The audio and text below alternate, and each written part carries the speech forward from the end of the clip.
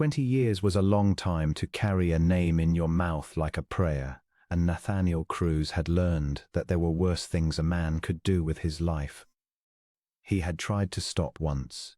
7 years in, after the 5th dead end and the 2nd winter he had almost not survived, he had sat on the floor of a livery stable in a town called Dry Creek and thought, "She is gone. She is dead.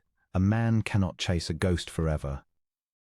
He had sat there for a full day and a night, and then he had gotten up and saddled the horse and ridden on, because he could not make himself believe it, and because the alternative, believing it, was a darkness he would not survive.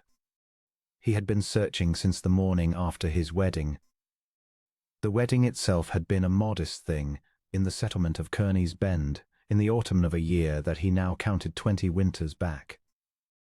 Isadora Vance, Isadora Cruz, as she had been for approximately 1 day, had worn her mother's dress, white lawn gone to every at the hem, and she had laughed at something the preacher said, and the sound of it had filled the small church like light fills a room when someone opens a curtain, sudden and complete. The raid had come before dawn the following morning. Nathaniel had been outside to tend to the horses when it began. He had run back toward the house and found it already alight, the men gone like smoke in the chaos of breaking wagons and screaming horses.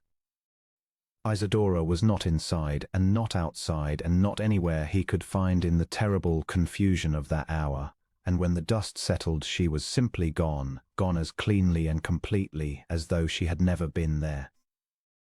He had asked every person he could find. He had followed every trail.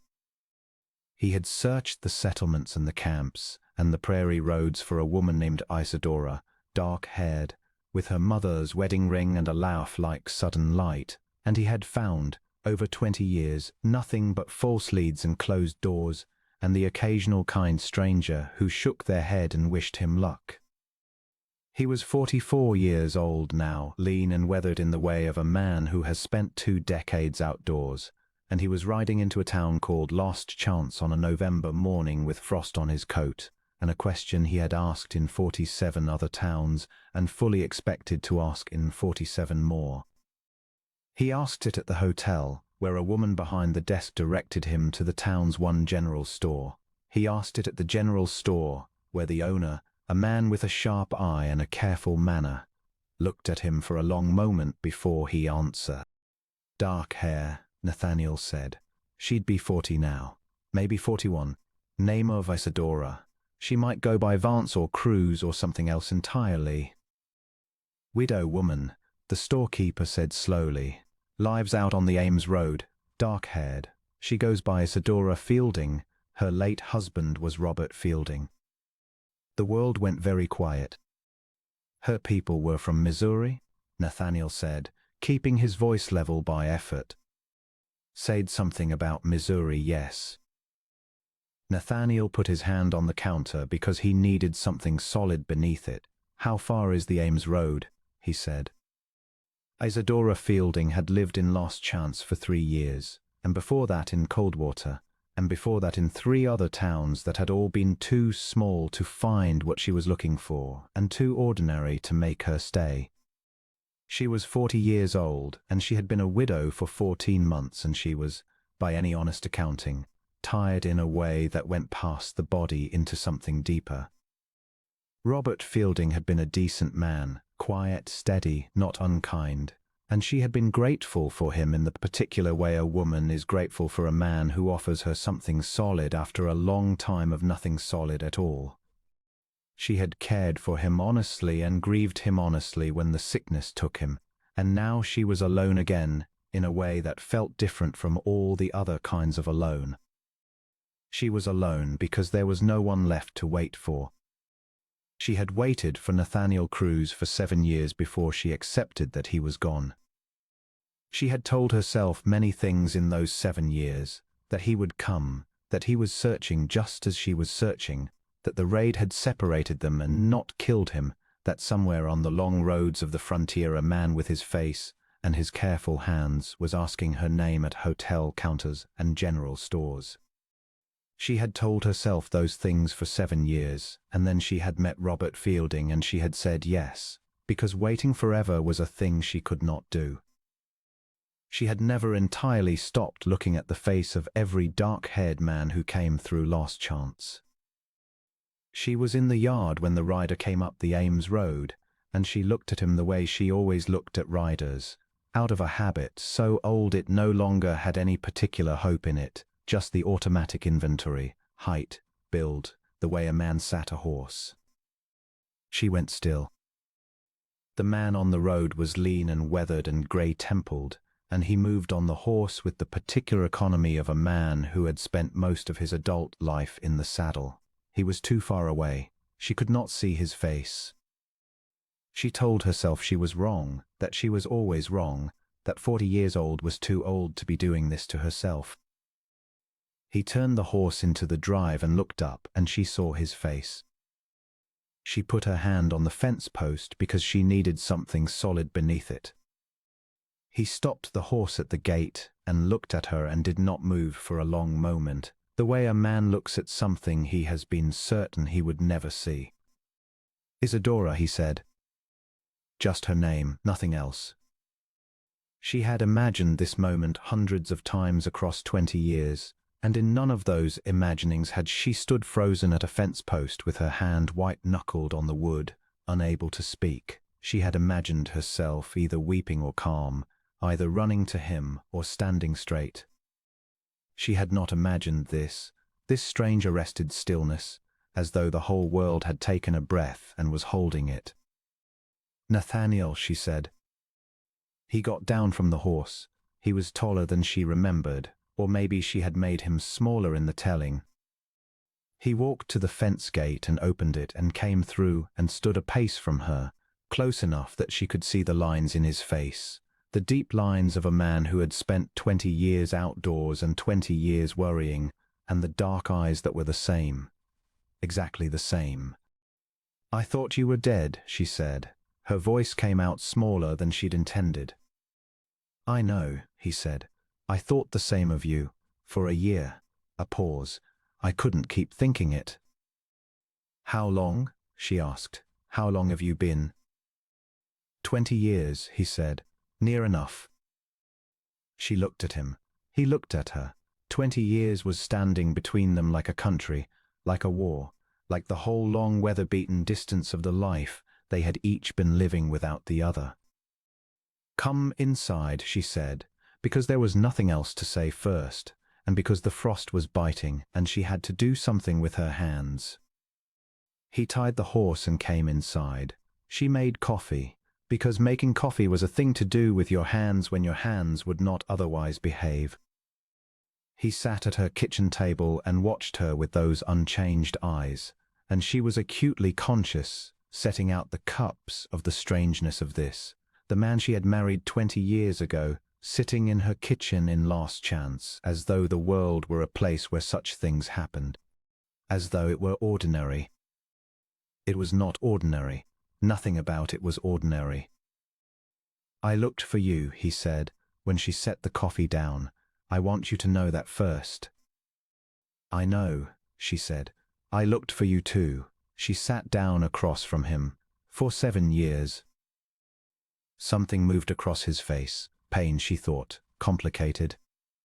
"And then," he said, "I married Robert Fielding." She said it plainly, because it was plain. He was a good man. He died 14 months ago. He nodded. He did not look away. "I'm sorry," he said. "And you?" she asked. "Were you married?" "No," he said. "I looked for you." The words hung in the air. She looked at him across the table. 44 years old, grey at the temples, lines around his eyes. The man she had last seen at 20. The man she had married on October morning and lost before the next sun came up. There were 20 years of living in his face that she had not been there for. There were 20 years of living in her face that he had not been there for either. "You should have stopped looking," she said. "It was not unkind. It was just the truth." "I know," he said. "I know that." He wrapped both hands around the coffee cup. "I couldn't." They talked for 3 hours that first day. Not everything. There was too much of everything.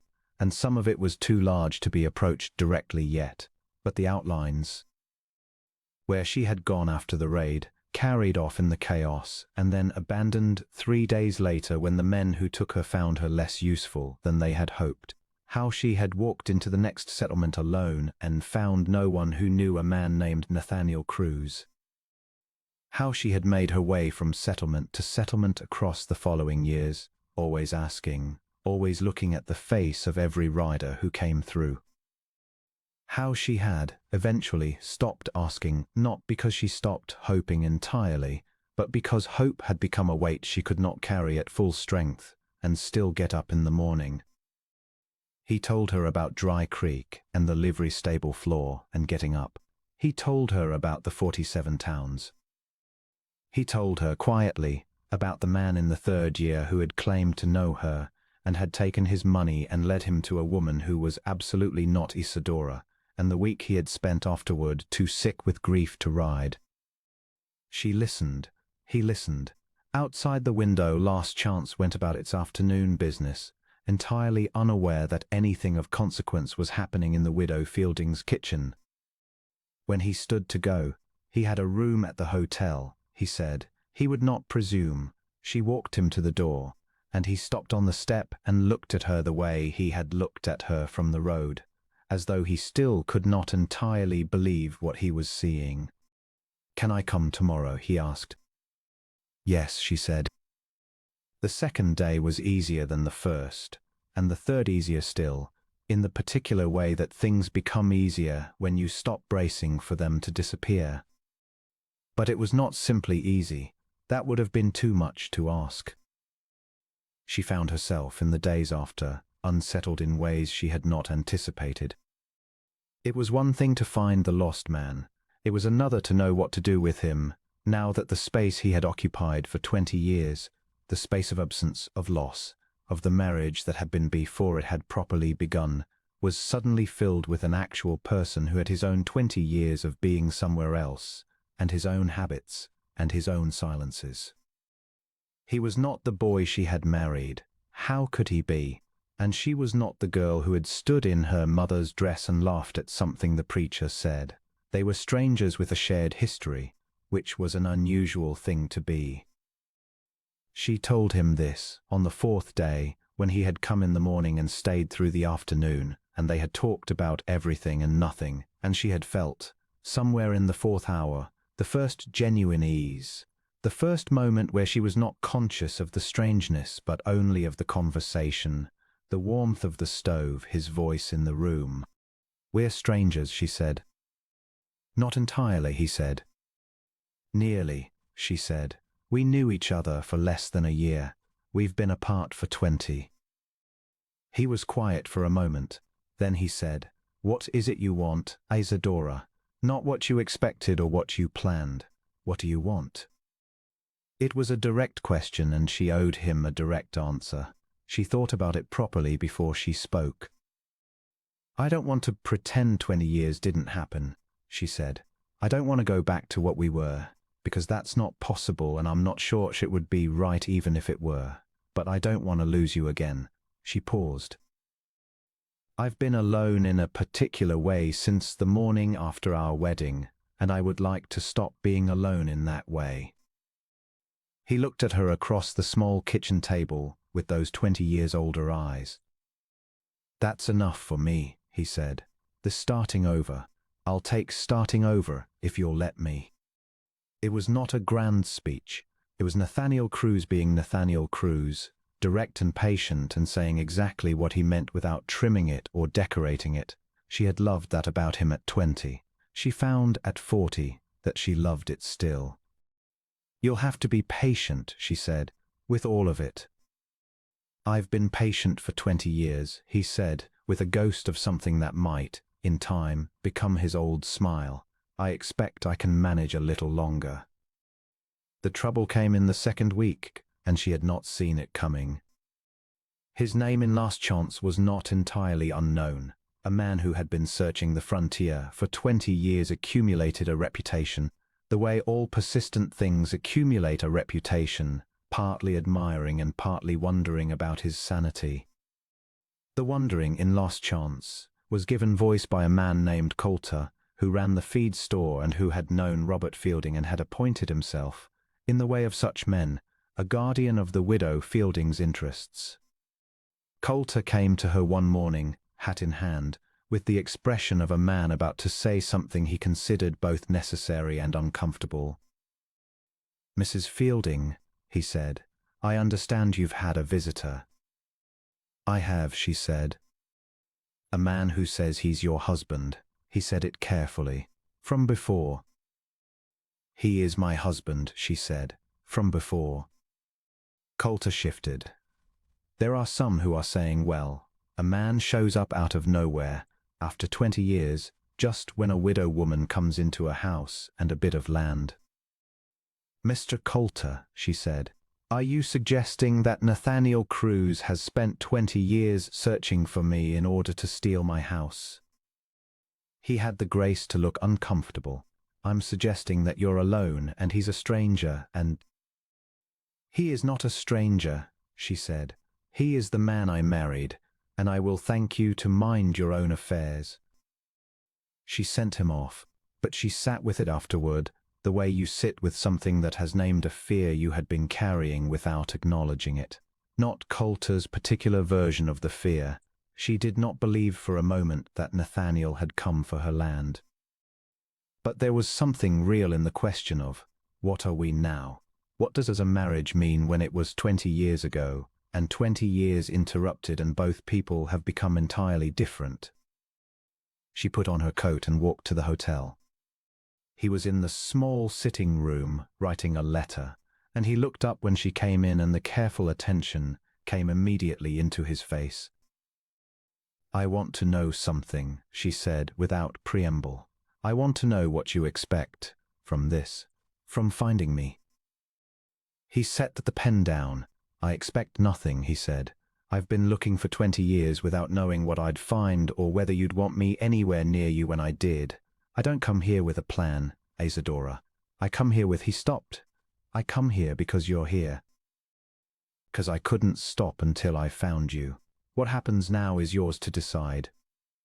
She looked at him for a long moment. "Coulter came to see me this morning," she said. "He suggested you were after my land." Something moved in his face, not anger but close to it. "And?" "I told him to mind his affairs." She sat down in the chair across from him. "But it made me think about what people will say, about what this looks like, a man appearing after 20 years, a widow, a house." "What does it look like?" he said. "Depends who you ask." She looked at him steadily. "What I know is what I saw in your face when you came up that road, and what I know from 4 hours of talking the first day, and 3 the next, and 2 the day after that. And what I know is that you are the same person underneath everything that's happened. The same," she stopped, looking for the word, "the same core." "So are you," he said quietly. She breathed out slowly. "Come to supper on Sunday," she said. "Let the town see what this is. Not a man appearing in the night and a widow hiding him. Let them see it plainly." "And what is it?" he said, plainly. "2 people who were married 20 years ago and would like to find their way back to each other," she said, "if they still can. He came to Sunday supper. He came Monday for coffee. He came Wednesday when she needed help bringing in wood from the pile at the back of the lot, and he stayed for the afternoon, and they talked about Missouri. Both of them had pieces of it, the same general country, the same wide river in both their pasts. And she found herself laughing at a story about a mule he had sold in the 7th year of searching, and the laugh surprised her, the fullness of it. He looked at her when she laughed. The look on his face was the look she had seen from the road, the look of a man who had been certain he would never see something again, and is seeing it now and cannot quite bear how good it is. The town of Last Chance, which had been watching with the careful attention of a small community with not enough to occupy it, began to adjust its opinion. Coulter stopped coming round. The woman at the hotel desk started giving Nathaniel his room key with a smile that had not been there the first week. Grundy at the general store, who knew everything and everyone, mentioned to Isadora, in a tone that was purely informational, that Mr. Cruz had been speaking well of her to anyone who asked. On a Thursday in December, the first real snow of the season, he knocked on her door in the early evening with a paper in his hand. "I want you to see something," he said. She let him in, and he spread the paper on the kitchen table. It was a letter from a circuit judge in the county seat, a legal finding. Nathaniel had, in the years of searching, thought carefully about the question of their marriage. He had spoken to the judge 6 days ago, quietly, without telling her, because he had wanted it settled in his own mind before he brought it to her. The letter said that the marriage of Nathaniel Cruz and Isadora Vance, performed in Kearney's Bend 20 years prior, remained legally valid. Robert Fielding had not known about the prior marriage when he wed her, and she had not known her first husband was living. The judge considered it a tragedy rather than a crime, and he wrote, with more feeling than such letters usually contained, that he hoped the parties involved could find their way to peace. She read the letter twice, then she looked up at Nathaniel. "You went to the judge," she said. "I went to the judge." "Why?" He was quiet for a moment. "Because I didn't want you wondering," he said, "about what you are, to me, legally, in terms of the law." He paused. "You are my wife. You have been my wife for 20 years. I wanted that to be clear." She looked at the letter. She looked at him. Outside the window the snow was coming down steady and soft over Last Chance, covering everything over in white, making the whole world quiet and new. "Nathaniel," she said. "I know it doesn't fix 20 years, he said. "I know it doesn't. I'm not saying it makes up for anything. I'm saying—" He stopped. He was struggling, she realized, in a way he rarely did. The careful Nathaniel who said exactly what he meant was working, right now, to say something that was larger than his words usually needed to be. "I'm saying that I am still married to you. I have been the whole time, and I would like to go on being married to you, if you'll have me. Not because of the law, because I have loved you for 20 years and I expect to keep loving you until there's no more of me to do it with." The kitchen was warm. The snow fell outside. She had been carrying something for 20 years that she had no name for, not grief exactly, not hope exactly, but the particular weight of a question that had never been answered, and she felt it now lift. She reached across the table and took his hand. "I should tell you," she said, "that I am not easy to live with. I've been alone long enough to have opinions about how things are done." "So have I," he said. "And I will not be managed." "I never tried to manage you," he said. "I never managed to find you half the time." She laughed. It was the same laugh he had heard in the church. He had said so the first day, that she still had the same laugh, and she felt it come up from somewhere deep and real and unguarded, from the part of her that had not changed in 20 years. She held his hand and did not let go. They were married again, in the small church in Last Chance, on the last Saturday of the month, with the snow still on the ground and a dozen people from the town bearing witness, because Nathaniel had said they should do it properly, and she had agreed. The circuit preacher said words that were somewhat different from the words in Kearney's Bend 20 years ago, and Nathaniel did not flinch once, and Isadora wore a dark blue dress because ivory had been her mother's color, and this was her own, and when the preacher said now and they turned to face each other, she saw in Nathaniel's face every year that had passed, the weathered skin, the grey at his temples, the lines that 20 years of searching had put around those changed eyes, and she thought, "This is what it looks like, the love that does not stop." They rode back to the house on the Ames Road through the cold December afternoon, side by side, the horses quiet in the snow. He helped her with the horse, and they went inside, and she made coffee. It was always her first instinct, making coffee, putting something warm into someone's hands, and they sat together at the small kitchen table and did not talk for a while, because they had done a great deal of talking in the past weeks, and the quiet was its own kind of pleasure. After a while he said, "What do you want to do? With the house, with Last Chance?" "Stay, I think," she said. "For a while. I've moved enough." "I've ridden enough," he said. She looked at him. "Were you looking at that?" she said. "All of it. Was there any of it that was not just the searching?" He thought about it honestly, which was what she had come to expect of him. "Some of it," he said. "Dry Creek. And there was a winter in Montana that was terrible, but also beautiful in a way I have no words for. And a man I worked with for 2 seasons who taught me more about cattle than I'd known in my whole life before." He paused. "But I would trade all of it, every mile of it, to not have lost you in the first place." She looked at the coffee in her cup. "I wouldn't trade Robert," she said. "He was good to me when I needed someone good." "I know," he said. "I'm glad of it." She looked up at him.